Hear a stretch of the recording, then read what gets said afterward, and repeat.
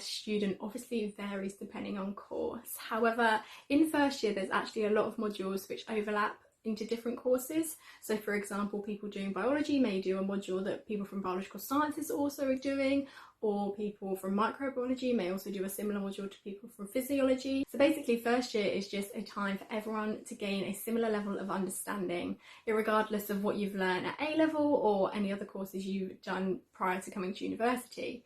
So this means by the time you get to level 2, everyone's in the same position and you're able to progress on from that based on your understanding in first year. So a typical week for me, for example, so I studied biological sciences last year. I am currently doing microbiology. Bryony will go on to talk about transferring courses at the end of first year. But in first year, biological sciences and microbiology are actually really similar. I think we have pretty much the same modules. I think it was only the tutorials that were different. But basically I had 2 labs a week, which were both 3 hours long, which sounds really long, but they actually go so quickly. So one was molecular and one was microbiology. And then what we had for the rest of the hours was lectures, of course, and then we had tutorials, group tutorials, once a week or like once a fortnight. So we had about 16 to 20 hours a week, or slightly more depending. The weeks varied, but obviously this depends again on FBS courses. So check out your timetable, have a little look, and yeah. Also, I would recommend, in terms of your typical week, putting your timetable actually into a separate calendar. So for example, I put all my modules into Google Calendar so I can easily view it on my calendar on my phone.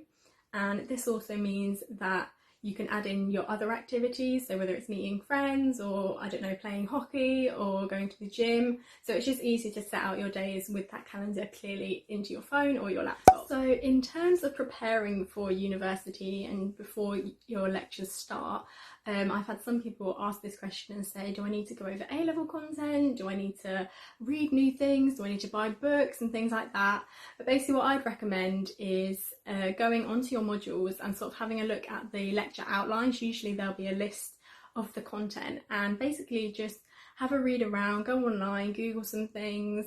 You can look at some A-level content if you want to. Personally, I didn't. I think only my first couple of lectures for each module were maybe directly relevant to A-level content, but I found that it was basically a lot broader and I learned a lot more, so the A-level content wasn't as advanced as what we were learning.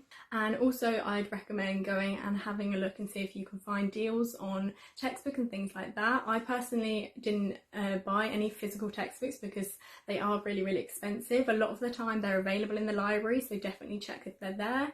I also found online versions, PDFs on eBay for a couple of my textbooks, which were much cheaper. I think I only paid maybe like a £5 for one of my textbooks in a PDF version compared to hundreds of pounds for the physical book. So definitely scout around and see where you can find deals. A lot of the time at the end of lectures, my lecturers anyway usually gave like a few pages of recommended reading. So usually this, unlike some courses like history, there isn't direct reading to correlate in with the lectures, but it's definitely important to read around the subject so you gain a better understanding. One of the things which I'd also recommend doing is printing out your module overviews and also recording down any assessment dates into your calendar as soon as you can. Assessments do come around quickly. I think most people are just thinking about January and summer exams, but actually there's a lot of in-course assessments usually, and these count for a lot some of the time. For example, my in-course assessments in first year were usually 20 to 25% of the overall module mark, so these are really important to revise for as well. So definitely record down when you've got these assessments so you know when to start revising and when they're going to come up basically. But yeah, personally I don't think you need to do that much preparation for first year. You sort of just dive headfirst into it all really, and it will seem, you know, a lot at first, but you'll get your head around it and everything will fall into place. Just don't get stressed about it. Try and stay calm and look for ways to relieve stress, for example exercise and socialising. Make sure to take time for yourself. University can be a really emotional time. It's obviously an exciting time. You know, everyone always says, oh, university is the best time of your life, but don't feel that pressure, you know. It is okay to feel emotional and sad and homesick, you know, that's normal at the end of the day. University isn't this magic world where everything's amazing and fun all the time, you know, it can be hard. So definitely prepare yourself for that as well. You know, it's okay to have down moments, but As well as that, always also make sure you're having fun. Don't, work hard, but don't constantly work, basically. Make sure you've got that work-life balance is what I'm trying to say. But yeah, enjoy first year and enjoy your time at Leeds, and I hope that we can help you out with that as well. If you have any questions, just message us. So in terms of food shopping in Leeds, the main city centre supermarket is Morrison's. You'll have probably seen it when you've been in the city. A lot of people use this. I personally use Morrison's and I have done for the last 2 years. I do mix it up a bit, but usually Morrison's. It's quite cheap. It's not as cheap as Aldi, but it's like got good deals on stuff most of the time. Aldi isn't very far. There's 2 of them. They're usually an Uber ride away from like the student accommodations and like where people live. But usually these Ubers don't cost much, and then you can obviously split the Ubers with other people in your house or flat that might be wanting to go, so they usually only cost like £1 or £2, and you probably save this going to Aldi. But for convenience I usually use Morrison's because it's just not an Uber drive and stuff like that. And also you can get online deliveries. Obviously pretty much all supermarkets deliver, even like you can get some supermarkets that don't deliver through Ocado, which is like a delivery service for supermarkets. So that's something you could look into as well. But yeah, Morrison's do delivery. Usually it's a £40 minimum spend for free delivery, but if you're doing this with your other flatmates, that you'll reach that pretty easily. Otherwise I think you can spend under £40 on some supermarkets. You just might have to pay for the delivery, but this is quite a good way because you can like browse and see what the best deals are and stuff like that. So what do you do if you don't get on with your flatmates or you don't like your accommodation? Well, that's a really, really normal thing to happen.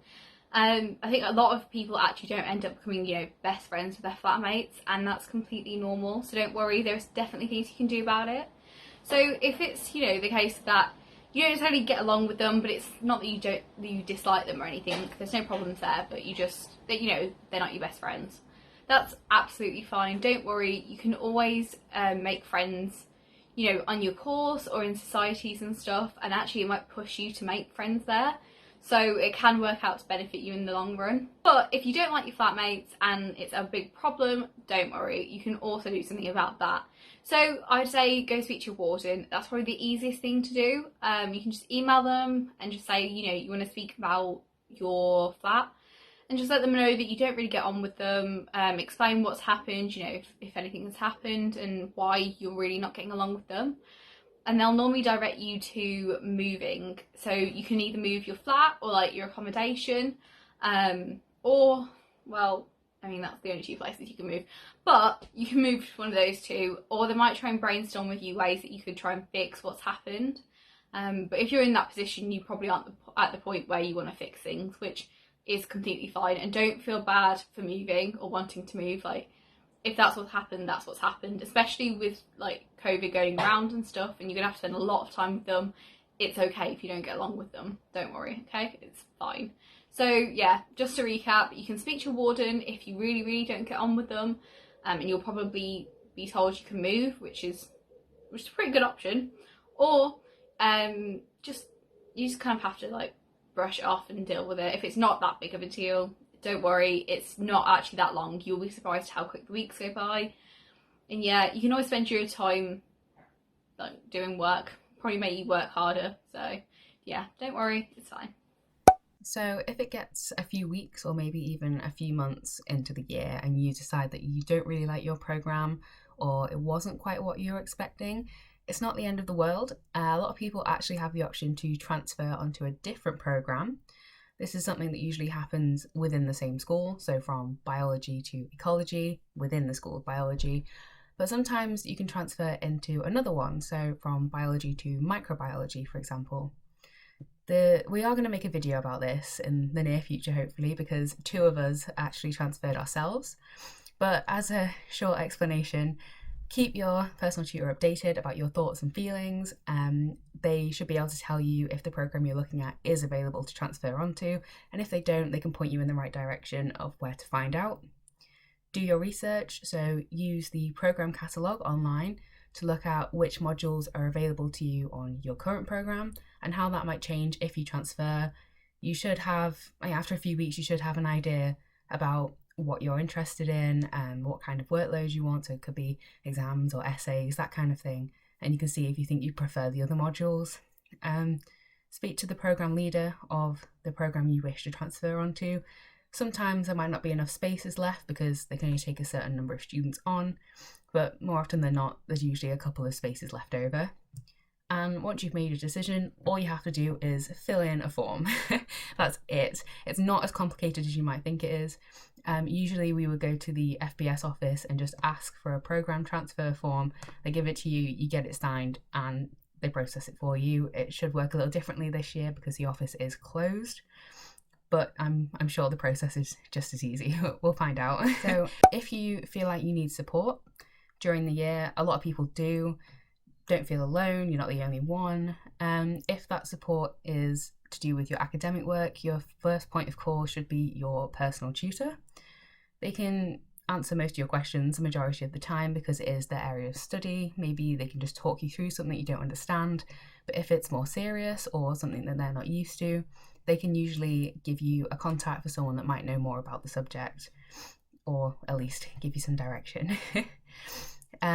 If your problem is with your personal tutor, which does happen occasionally, not very often, don't be too worried about it, but there's always your programme leader that you can talk to as well. If you don't know who that is, you should be able to find that information online. So they want their programmes to run well, so they'll definitely be there for you. If the support you want is for mental health, that kind of support is available from the university and the Students' Union as a whole, rather than the faculty. So this can be anything from something as routine as homesickness to something a bit more personal, maybe a long-term mental health condition. If you need support with those things, visit this website. This link will also take you to the page for disability services if you're in need of those. You've probably already heard about that by now, hopefully. If you are in need of those, that's there. And if you're having personal health problems outside of the university, then you should go to the GP that you've chosen to register with in Leeds or at home if you decided to stay at home this year. Keeping safe at university is super, super important. So we've got a couple of ways to keep you safe whilst you're at Leeds. So the first area that we want to talk about is taxis. Taxis are a very, very big area when it comes to safety. The first thing we want to say is don't order a taxi to your house. Try and order the taxi a little bit further away, whether that's just like to a different house, maybe your house opposite the house opposite you, or this applies more towards second and third years, but don't order a taxi to exactly where you are, because then they'll know where you live, but also they'll know that people have left the house. And if it's kind of obvious that you've all left the house, there has been anecdotes of people saying that they happen to get robbed after getting in a taxi and things like that, like quite soon after getting into the taxi, or like whether that's because people saw that everyone went or whatever it was, that's what's happened. So don't get into a taxi like on your house, don't order it there. Also following that is don't leave your house or anywhere more your house than anywhere else, but don't leave your house in a big group. We say this because there's been a couple of times, and in fact it happened to my house, where we left it in a big group and actually we got a brick thrown into our window because they were trying to rob us. So don't do that. Try to leave in separate groups because you want to make sure that people think that you're still in, because no one wants to get robbed, it's not great. I think those are the two main things when it comes to getting into taxis and ordering them. But also when it comes to taxis, we use Uber, or the interns do, so we can only talk about their safety mechanisms. But we know that there's a couple of mechanisms that we all use, one of them being sharing our location, like for our ride. So make sure you tell someone that you're getting into an Uber and share your ride. I always share my ride with someone, so it doesn't matter what time of the day it is, they always know where I'm going. Yeah, and it's just like that's a really, really good way to make sure that you're staying safe, because you know, if you go off course, or like, or you're not following the route or something like that, then at least someone knows where you are. Another safety thing is like, make sure that you don't get into a taxi that isn't like the registration you've been told to get into. I think this is pretty obvious, but just don't do it. I know there's been stories where people have gotten into it and then afterwards been like, well, why did you do that? Like, you, just because they said that it was your taxi, don't actually get into it. Do you know what I mean? It's better to be safe than to be sorry. And even if you lose out on some money, because like, it's just better to be safe. So I think that's all there is for keeping safe in a taxi. Obviously, like I said, check out the mechanisms that they've got for keeping you safe when ordering taxis and stuff. But just use your common sense more than anything. You know, your gut instincts are generally always right. So just be safe. Another thing is walking. So walking home at night, especially like if you're going from the university or something like that, just don't walk alone. Like, when it's nighttime, please don't walk home alone. And if you do have to walk home alone, keep someone on the phone with you the entire time. You know, I'm sure that whoever it is, whether it's your parents or, you know, your partner or your friends, they care about your safety more than, you know, doing whatever they were doing for that 20 minutes.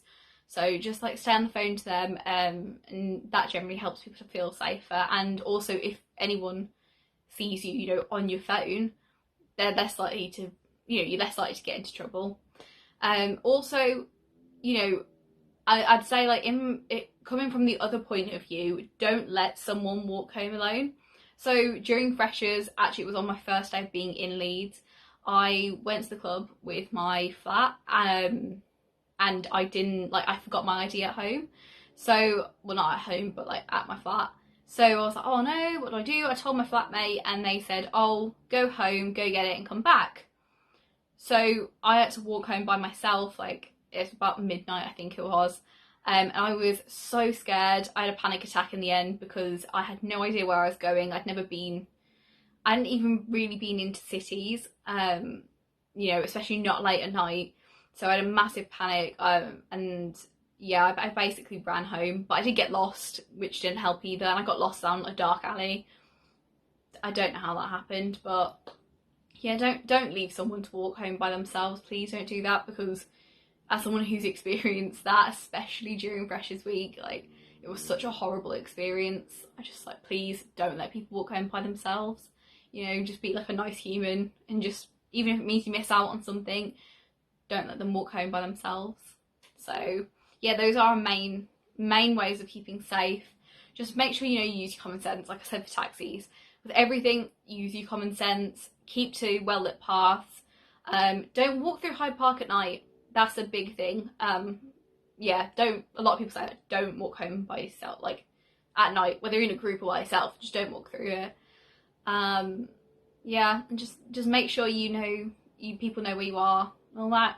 And that's really all we can say about being safe. So in terms of the city centre, at the moment, due to coronavirus, obviously, it's pretty much everything's open. Obviously there is a lot of things going on across the country at the minute in terms of local lockdowns and stuff, so this could change between me filming this and you watching it, but hopefully it hasn't. But yeah, all the like shops and bars, obviously clubs aren't open. That's not going to happen anytime soon, unfortunately. But yeah, bars are open and restaurants. But I would advise you book tables, just because like there's a reduced seat amount of people allowed in.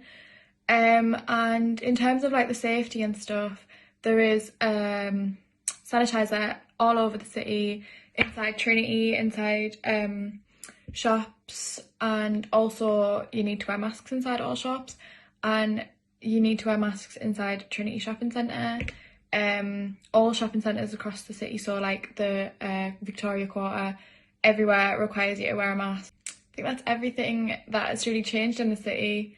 It's getting a lot busier, more lively now with people coming back, but it's still very safe, and there is queues outside shops if a shop has reached its capacity. So yeah, everything is being very So, safe. contrary to popular opinion, I don't actually think that you need to join a society. I don't think it's vital for your university experience. I don't really think there's something, you know, to be said about the fact of like, oh, I did join a society, because at university it's kind of the only time you will be able to join like societies. So I, you know, like for that part of it, yeah, I do think it's a nice university experience, but don't feel bad if you don't want to join, because I think I was very confused to begin with, because everyone was joining societies and I was like, why do I not want to do a society? But actually I found that it's because I didn't really know people in the societies that I joined in first year. That I didn't know people. They all seemed to know each other, so I found it harder to get along with people. Not get along, but like make friends. So yeah, I just kind of like, I didn't really do it. I dropped out of them, and that was that. And I didn't think anything of it. Then second year came round and I joined Baking Society. So I joined it actually, funnily enough, because my friend already went there. So it was because one of my best friends went to Baking Society already. I thought, oh, I know someone, that'll be okay, at least I can speak to someone. So I ended up going, I loved it, and now I'm on the Baking Society committee, so clearly must enjoy societies, but I don't feel like not being on that society would have taken away from anything from university. You know, it's nice, but it's really not the be all and end all. So it's a great way to make friends, but if you don't want to go, just because you might be a bit more introverted or quiet, or you just don't have time for it, that's absolutely fine. Don't feel like you need to go, but they are a nice little thing to do. In terms of part-time jobs in Leeds, obviously at the minute there might be a reduced amount of jobs just because of coronavirus. There isn't clubs open, stuff like that. But there is obviously always jobs available because it is a city. So I advise you just have a look online. But as well as this, there's a few different things I could suggest, such as Christmas temp jobs. Like loads of places be looking for Christmas temp jobs around September and October.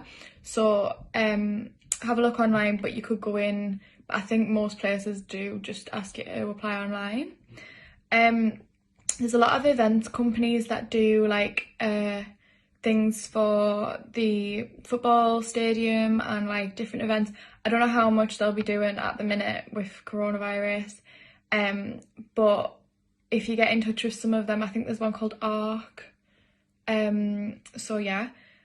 As I mentioned before, pubs and bars, they're more like may offer you jobs if you like go in and ask. They're probably less applying online, so if you just go and ask them. And finally, the union have a jobs page called Job Link, and this displays like all the uni jobs and then other jobs around the city that have decided to like display on there. So this is really good because like it'll show you the university like ambassador jobs, and they're really good because they don't take up much time. They're only a couple of days a year usually, but they're quite well paid, and it's student work, so you haven't got as much competition from people who aren't students. So yeah, I recommend having a look into this for like the open days and stuff like that. I hope this has helped a little bit.